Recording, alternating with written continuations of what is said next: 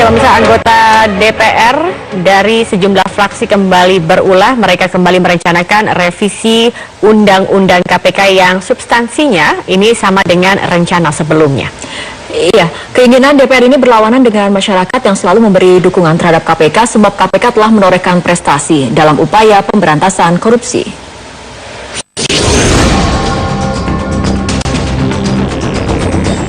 Korupsi memang telah menjadi penyakit kronis di negeri ini yang terapi pemberantasannya belum banyak membuat para pelaku merasa ngeri. Namun sepak terjang Komisi Pemberantasan Korupsi memunculkan harapan kejahatan luar biasa ini akan teratasi. Dalam beberapa tahun terakhir prestasi KPK memang ada meski belum terbilang luar biasa. Sebut saja pada masa pemerintahan Presiden Susilo Bambang Yudhoyono, KPK memiliki nyali memenjarakan 3 menteri, yaitu Menpora Andi Alfian Malarangeng, Menteri SDM Jero Acik, serta Menteri Agama Surya Dharma Ali. 2 nama pertama termasuk lingkaran terdekat Presiden SBY. Sementara Surya Dharma Ali merupakan Ketua Umum Partai Persatuan Pembangunan yang merupakan parpol pendukung pemerintah saat itu. Belum lagi nama Ketua Umum Partai milik keluarga Cikeas Anas Urbaningrum, serta Presiden Partai Keadilan Sejahtera Lutfi Hasan Ishak. KPK juga tak jera memenjarakan Ketua Mahkamah Konstitusi Akil Mohtar melalui operasi tangkap tangan atau OTT. Metode OTT terhadap para koruptor ini juga menjadi catatan sukses KPK dalam menangani skandal suap yang melibatkan sejumlah pejabat penting. Sebut saja Komisioner KPU Mulyana Kusumah, Jaksa Urip Trigunawan, serta Gubernur Riau Anas Ma'amun. Belum lagi beberapa perwira tinggi di Polri yang terlibat dalam skandal korupsi, serta sejumlah kepala daerah dan anggota legislatif, mulai dari tingkat pusat hingga daerah. Terobosan KPK lain yang patut mendapat apresiasi, yaitu pencabutan hak politik bagi pelaku korupsi. Cara ini telah diterapkan terhadap sejumlah pelaku kejahatan luar biasa. Sebut saja Gubernur Banten Ratu Atut Hosiah dan Lutfi Hasan Ishak. Terhadap para pelaku korupsi yang bersembunyi di luar negeri juga tertangani dengan sukses oleh KPK. Publik tentu masih ingat dengan penangkapan Anggoro Wijoyo di Tiongkok, M. Nazarudin di Kolombia, dan Nunun Nurbayati di Thailand. Selain menuntut pelaku korupsi dengan Undang-Undang Korupsi, penyidik KPK juga menjerat dengan Undang-Undang Tindak Pidana Pencucian Uang yang hukumannya bisa membuat miskin para koruptor. Lutfi Hasan Ishak, Tubagus Heriwardana, serta mantan Kakor Lantas Joko Susilo adalah beberapa nama yang telah merasakan pahitnya pasal-pasal ini. Nilai uang hasil korupsi yang berhasil KPK masukkan ke kas negara juga terbilang fantastis. Sejak tahun 2004 hingga 10 tahun perjalanan KPK, setidaknya ada 249 triliun rupiah yang dikembalikan ke negara. Tak heran jika pada tahun 2013, KPK menerima penghargaan Raymond Magsaysay dengan pertimbangan menjadi inspirasi pemberantasan korupsi di Asia. Tentu saja kinerja KPK belum sempurna. Namun keinginan para anggota DPR untuk memandulkan KPK adalah pikiran yang tak waras. Tim Liputan Metro TV. Ya, pemirsa, sinyal untuk melakukan revisi Undang-Undang KPK ini kembali menguat setelah DPR melalui Badan Keahlian DPR melakukan sosialisasi revisi Undang-Undang KPK yang merupakan ini tahapan yang diinginkan oleh pemerintah dalam proses menuju revisi Undang-Undang KPK. Ya, untuk membahas hal itu kita akan langsung berbincang dengan Wakil Ketua KPK Bapak Laude Syarif yang sudah ada di gedung KPK. Selamat malam Pak Laude. Pak Laude, menurut Anda apakah sidang perdana IKTP dan kemudian adanya revisi Undang-Undang KPK yang kembali muncul di parlemen adalah dua hal yang berkaitan atau ini hanya kebetulan yang memang munculnya hampir bersamaan? Saya kurang tahu persis, kami di KPK, tapi mungkin ini adalah sesuatu yang hanya kebetulan saja bersamaan karena investigasi IKTP itu kan sudah dimulai sejak bertahun-tahun yang lalu. Terus pada saat berakhirnya periode kepemimpinan sebelumnya juga ada isu untuk merevisi Undang-Undang KPK.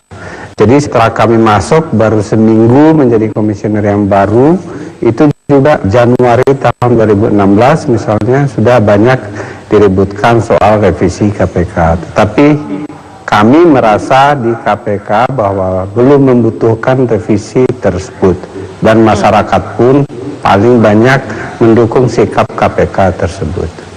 Baik, artinya Anda melihat ini hanya sebuah kebetulan saja begitu Pak Laude, bukan upaya membalas atau upaya melemahkan, karena kemarin ini kan banyak nama-nama yang disebut, nama-nama besar ini berada dari anggota DPR, dan revisi Undang-Undang KPK ini bisa bilang sudah lama tidak diutak-atik begitu, baru sekarang muncul kembali.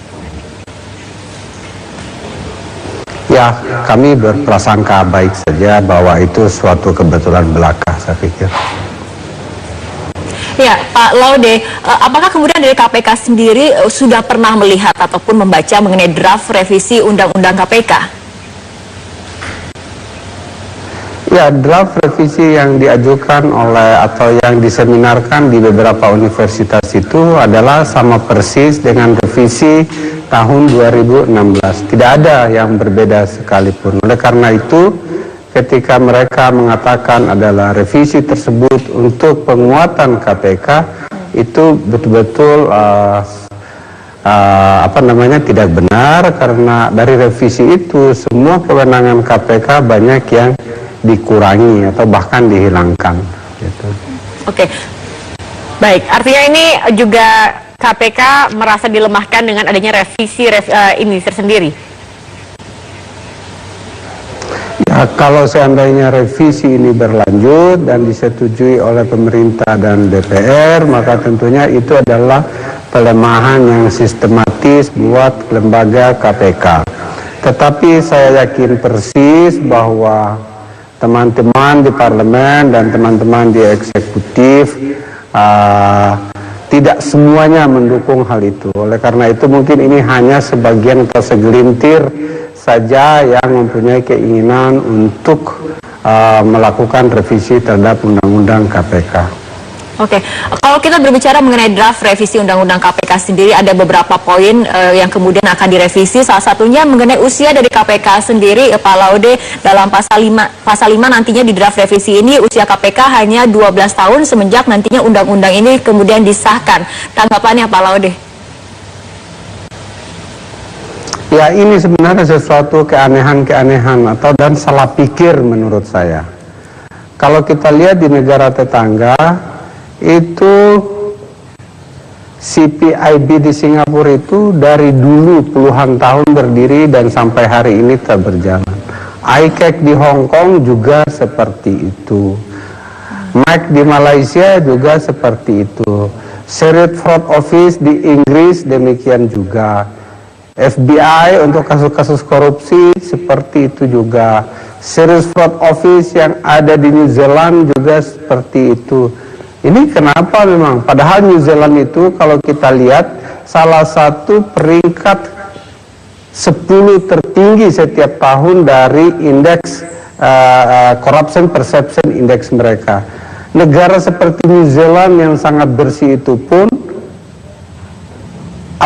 Komisi Pemberantasan Korupsi mereka itu tidak dibatasi umurnya, bahkan dikuatkan setiap saat. Ini kok tiba-tiba mau diberi umurnya hanya 12 tahun. Nah, ini saya pikir keanehan-keanehan berpikir ya. Baik. Kemudian juga ini Pak Laude terkait dengan KPK yang sudah 5 kali kalah dalam sidang pra-peradilan. Kemudian bagaimana KPK juga untuk menguatkan hal tersebut. Kami akan kembali, tetapi Pak Laude tetap bersama kami. Kami akan kembali usai jeda pariwara berikut ini, tetap bersama kami. Baik, masih bersama kami di Prime Time News dan kita kembali berbincang. Pak Laude, tadi seperti yang saya katakan sebelumnya bahwa ini sudah 5 kali KPK kalah dalam sidang pra-peradilan. Apa yang dilakukan KPK untuk menguatkan ini, Pak Laude?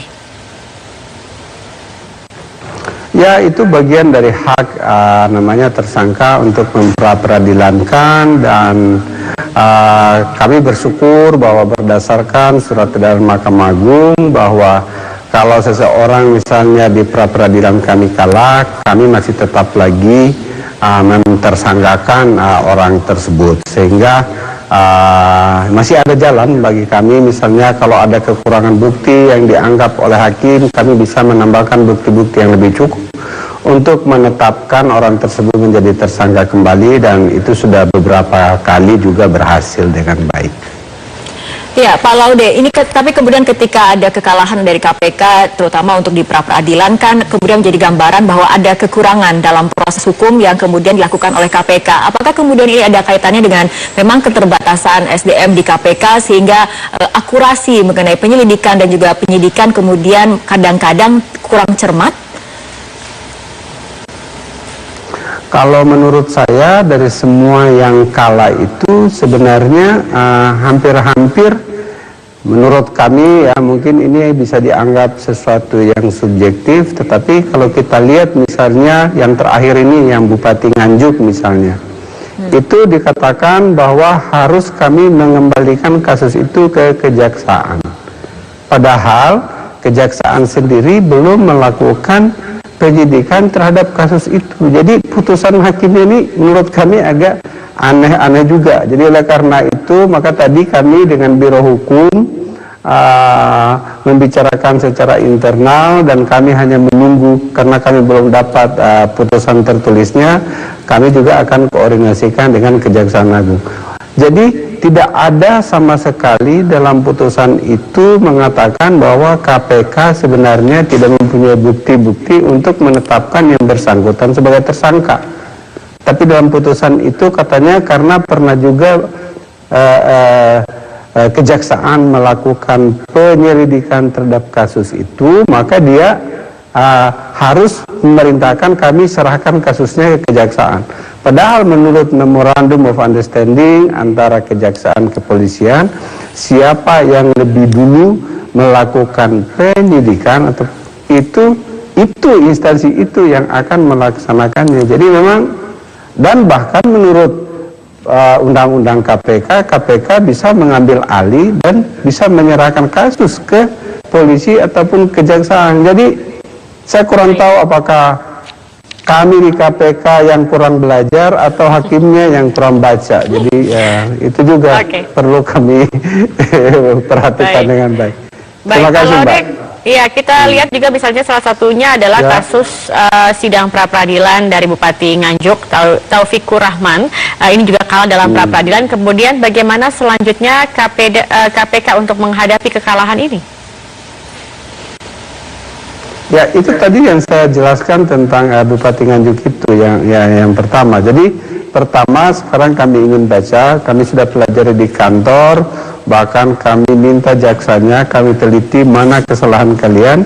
Setelah kami lihat dari putusan hakim itu yang dicatat, karena putusannya belum kami dapat, tapi yang dibacakan nggak ada kekeliruan. Bahkan salah satu amar putusannya itu adalah oke-oke saja sebenarnya, tapi harus kami serahkan dia ke kejaksaan. Ya itu makanya. Jadi untuk sementara, untuk menyikapi itu kami pelajari dulu, dan dalam 1-2 hari ini karena diperintahkan untuk kami serahkan ke kejaksaan, maka kami akan membicarakan dengan Kejaksaan Agung. Hal yang sama pernah juga dilakukan dalam kasus Bupati Sula di Ratome seperti itu. Jadi kami serahkan Kejaksaan Agung dan kami ambil kembali dan kami tetapkan menjadi tersangka lagi, dan ya sudah, kita ikuti saja semua apa yang dikatakan. Kami patuh dengan semua putusan pengadilan dan kami play by the rules, seperti itulah. Kami ikuti saja. Baik, terima kasih Bapak Laude Syarif, Wakil Ketua KPK telah